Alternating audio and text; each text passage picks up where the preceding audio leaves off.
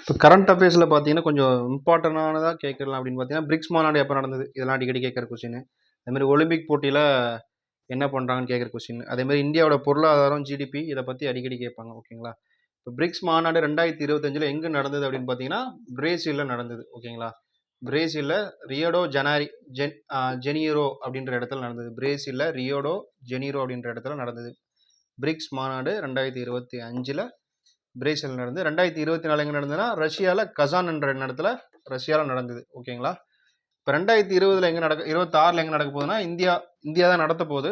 ஆனால் எங்கே நடத்த போகுதுன்னு இதுக்கப்புறம் தான் அனௌன்ஸ் பண்ணுவாங்க. 2026 எந்த நாடு பிரிக்ஸ் மாநாடு நடத்த போகிறாங்க அப்படின்னா இந்தியா. நம்ம இந்தியா தான் வந்து பிரிக்ஸ் மாநாடு நடத்த போகிறாங்க. ஓகேங்களா. கொஸ்டின் கேட்க அதிக வாய்ப்பு இருக்குது.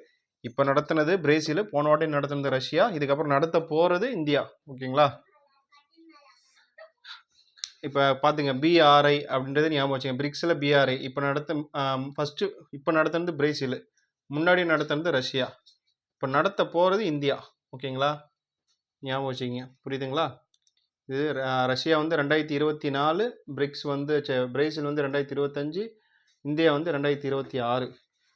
ஓகேங்களா. அடுத்தது 2024 ஒலிம்பிக் நடந்தது. ஒலிம்பிக் எங்கே நடந்ததுன்னா ஃப்ரான்ஸில் பாரிஸில் நடந்தது. ஓகேங்களா.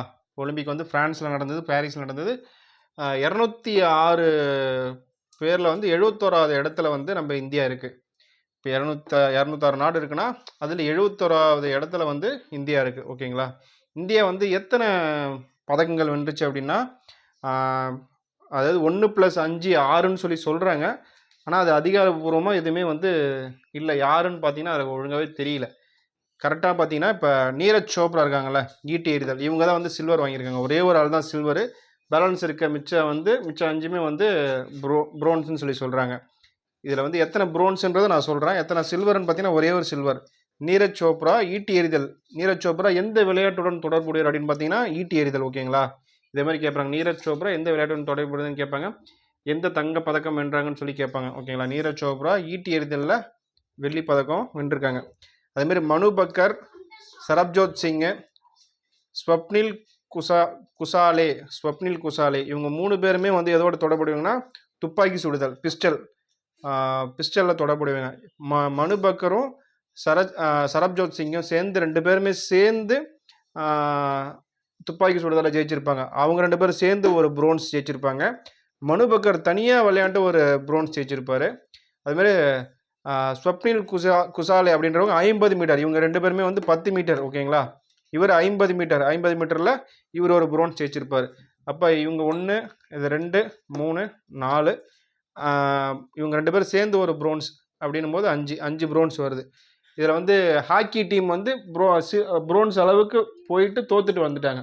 ஓகேங்களா. ஹாக்கி டீம் வந்து ப்ரோன்ஸ் அளவுக்கு போயிட்டு தோத்துட்டு வந்துட்டாங்க. ஹாக்கி டீமும் போய் ஜெயிக்க போயிருக்கு.